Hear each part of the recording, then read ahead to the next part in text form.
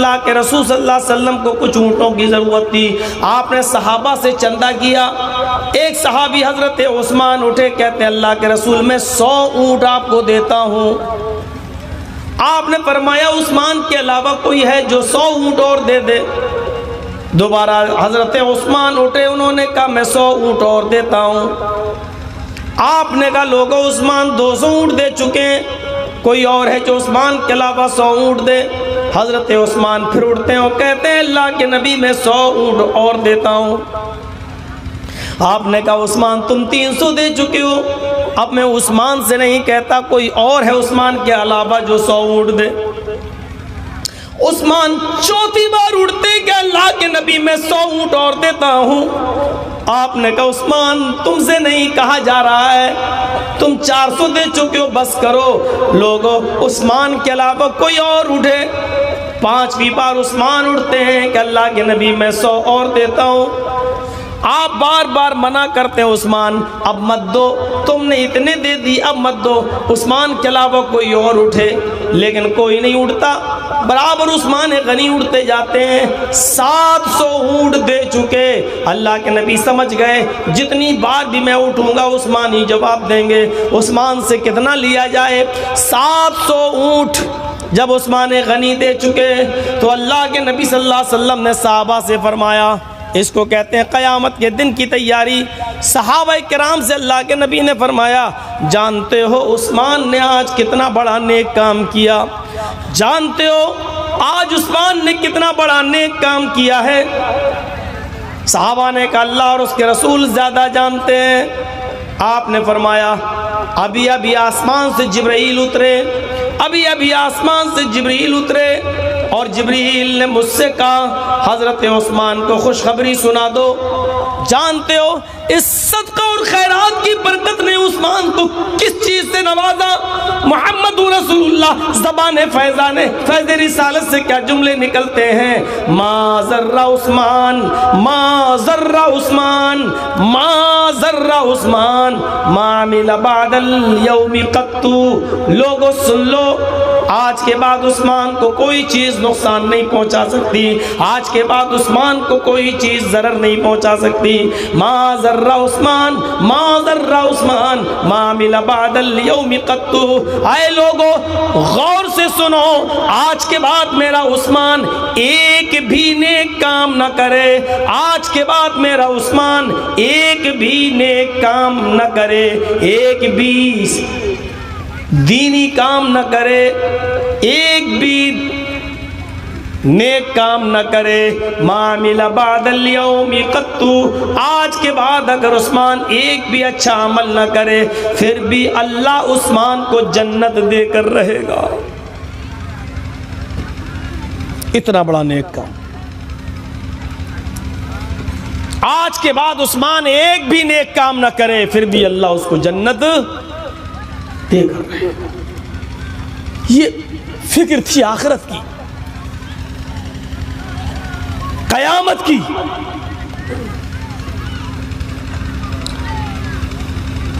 ये कितने अफसोस की बात है कि इस स्टेज पर आकर तरह तरह का लालच देकर, हंसाकर, घटिया किस्म की मिसालें भी देकर आपके ज़मीरों को जगाया जाता है और फिर आपकी जेब से 10 रुपए निकलते हैं मस्जिद और मदरसे के लिए। आपकी जेब से 10 रुपए ढीले करने के लिए हम मौलवियों को कितने मरहलों से गुजरना पड़ता है। एक दोगे अल्लाह के यहाँ 10 गुना मिलेगा, जो नहीं देता था उसका ये हुआ।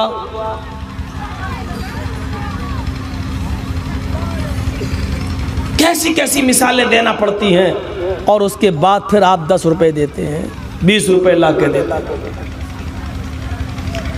यहाँ अल्लाह के नबी सहाबा में ऐलान करते हैं जंग के लिए कुछ माल चाहिए, जाओ तुम अपनी अपनी इस्तिताअत के मुताबिक अपना माल लेकर आओ, ताकत के मुताबिक। सारे सहाबा ले आए, माल का ढेर लग गया। अल्लाह के नबी ने सहाबा से पूछा, उमर से पूछा, तुम कितना लाए? कहा ये। का घर में क्या छोड़ा? आधा माल ले आया, आधा घर में छोड़ दिया। अपने माल का आधा ले आया, आधा घर में छोड़ दिया, आधा आपको दे दिया जंग में लड़ने के लिए।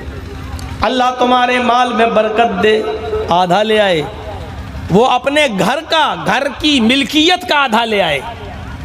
आप तो अपनी जेब का भी आधा नहीं दे सकते, घर का तो बहुत दूर की बात। माफ़ कीजिए, हम आपको लालच नहीं दे रहे हैं। आपने जो कुछ भी दिया बहुत दे दिया। हम तो चाहते हैं कि अगर ज़्यादा दे दिया हो तो आप जलसे वालों से मांग के थोड़ा वापस ले लो। पेट भरेगा नहीं इनका। आप अगर पूरी जेब की सारी रकम भी दे दोगे तब भी ये कहेंगे कम है। एहसान फरामोशी हमेशा रहेगी, अल्लाह का शुक्र कभी होगा ही नहीं अदा। आधा माल हजरत उमर ले आए और अल्लाह के रसूल ने जब अबू बकर से पूछा आप क्या लाए? का ये रखा है। माशाअल्लाह, अल्लाह बरकत दे। अच्छा, घर में क्या छोड़ा? तसव्वुर करो, आए अबू बकर घर में भी कुछ छोड़ के आए हो? कहा हाँ छोड़ा है। कहा क्या? कहा कि सिर्फ अल्लाह और उसके रसूल की मोहब्बत घर में छोड़ी है। समझ रहे हैं आप इसका मतलब क्या हुआ? समझ रहे हैं आप इसका मतलब क्या हुआ? घर में कुछ नहीं छोड़ा, सारा माल ले आया। घर में छोड़ा भी है तो क्या? अल्लाह और उसके रसूल की मोहब्बत। अल्लाह देगा। तवक्कुल छोड़ा, भरोसा छोड़ा, अल्लाह पर एतमाद छोड़ा। एक इशारा हुआ, सारा माल ले आए। अपनी जेब का नहीं, अपने घर का। कोई अपने घर का आधा माल दे रहा है, कोई अपने घर का पूरा माल दे रहा है। क्यों? वल तंजुर नफ्सु मा कद्दमत लिगद। हर इंसान को गौर करना चाहिए कि कल कयामत के दिन के लिए उसने क्या भेजा है, क्या तैयारी की है।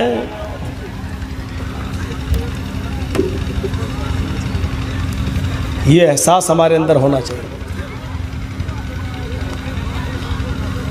कोई आदमी लेकर नहीं जाएगा, ये सब जानते हैं। अच्छी बात, जहां से मिले ले लेना चाहिए। मैं गुरु ग्रंथ पढ़ रहा था, सिखों की किताब है गुरु ग्रंथ। मेरा मूड वैसे ही ऑफ था जैसे आज आप लोगों की वजह से हुआ है।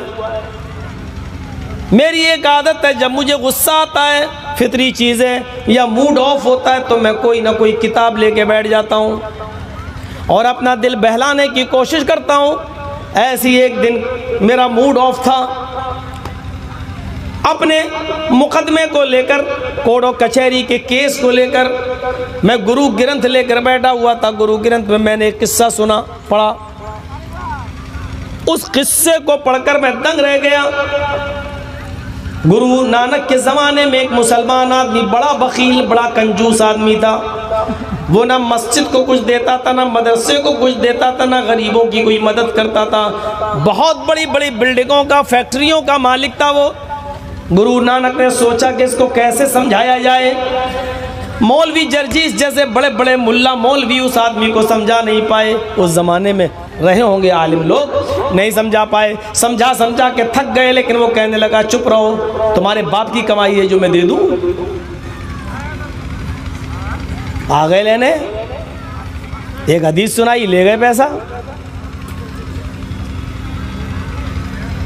और मौलवी तो वैसे ही बदनाम है।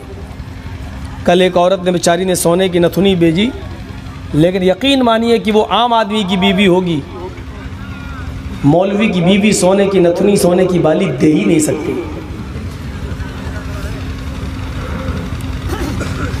अच्छा, आप स्टेजों पे जो जलसा करते हैं चंदा, आपने कभी किसी मौलवी को भी 100-200 रुपए देते हुए देखा है? देखा है। इल्ला माशाअल्लाह होगा, हम ये नहीं कह रहे हैं। जैसे तीर तलवार चलते हैं ना, करबला की लड़ाई होती है, मुहर्रम पे ताज़िया निकलता है, मौलवी सवाब बयान करता है, एक लाठी चलाओ 1000 नेकी। लेकिन कभी किसी मौलवी को लाठी डंडा चलाते हुए देखा नहीं होगा। क्यों?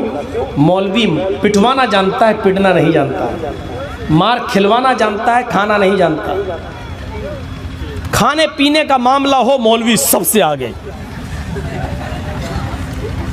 मैं इसी बिहार की बात बतला रहा हूँ।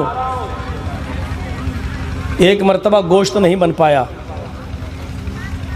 जलसे में, कोई बात रही होगी, पता नहीं उस दिन मिला ही नहीं कि क्या कोई हड़ताल थी, न चिकन न मटन कुछ था ही नहीं। बेचारे ने सब्जी अब्जी बनाई, सब्जी बहुत सी किस्म की बनाई। मैं उस मौलाना को भी जानता हूँ। उसने कहा कि अरे तुम्हें मछली भी नहीं मिली? कहा भाई नहीं मिली, आज गोश्त पे थोड़ा सा। जलसा तो कर दिया मौलवी ने, लेकिन दूसरी साल डेढ़ नहीं दिया। जब लोग उससे डेढ़ लेने पहुंचे तो कहता भाग, तुम लोग मेहमानों की इज्जत करना जानते नहीं, डेढ़ लेने आ गए। हम कोई घोड़े हैं, घास खाने जाएंगे तुम्हारे यहाँ? डेढ़ नहीं दिया। मैं उसको अच्छी तरह जानता हूं। खाने पीने में मौलवी सबसे आगे। अभी रख दो चने की दाल, साग, सरसों का, चटनी वटनी रख दीजिए, आधा पेट तो मौलवी का ये सब देखते ही भर जाएगा। और आधा जब खाएगा तो उसके मुंह से अल्लाह की हम्द सना अल्हम्दुलिल्लाह नहीं निकलेगी। इन्ना लिल्लाह, क्या खिला रहा, इन्ना लिल्लाह। और मुर्ग, मुसल्लम, मटन, चिकन, फिश, मछली, फ्राई आइटम देखते ही कहेगा माशाअल्लाह क्या दस्तरखान है। और हर लुकमे पे अल्हम्दुलिल्लाह, अल्हम्दुलिल्लाह, लजीज खाना अल्हम्दुलिल्लाह।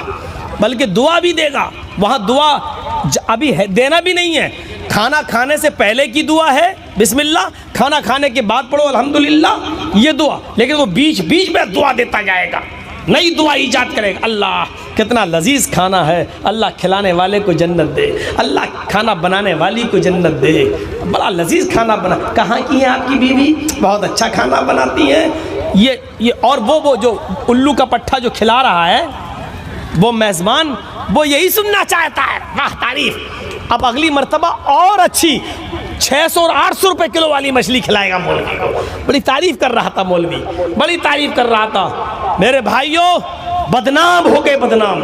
इस मामले में हम गौर करें। बात हमारी थोड़ी सी घूम रही है।